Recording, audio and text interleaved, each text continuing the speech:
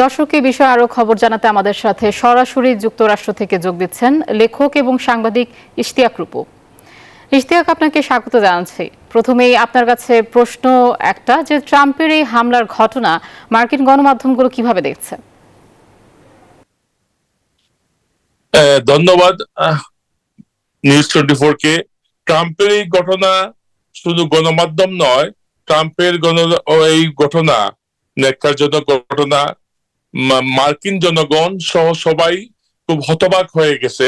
এইরকম আক্রমণ করা হয়েছে ট্রাম্পের উপর।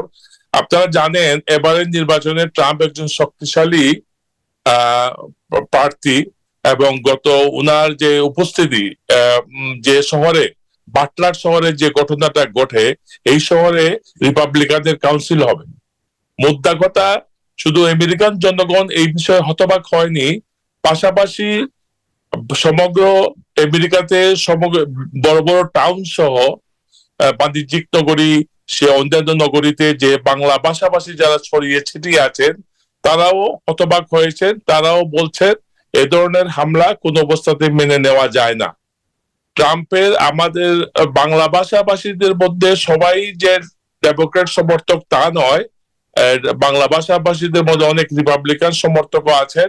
তারা বলছেন, তারাও নিন্দা প্রকাশ করছেন এবং দুঃখ প্রকাশ করছেন, এবং তারা বারবার বলছেন যে প্রশাসন এবং আমেরিকান জনগণ এবং আমেরিকান সরকারের সঙ্গে সুর মিলিয়ে বলছেন যে এই ধরনের ন্যাক্কারজনক আক্রমণ কাম্য নয়। এদিকে এই ঘটনা ঘটার পর আমেরিকা অভিবাসী বহুল যে শহরগুলা, যেমন new York, Washington DC, Florida এবং ইভেন কি মিশিগান শহর সহ যেসব শহরে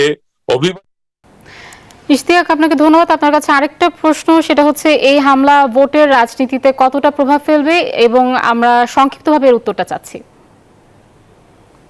সংক্ষিপ্তভাবে উত্তরটা হলো, এটা ভোটের রাজনীতিতে খুবই ইতিবাচক একটা এফেক্ট হবে, বা ওইটার আপনার ফলাফলের মধ্যে অবশ্যই একটা ইতিবাচক আপনারা প্রতিক্রিয়া পাবেন।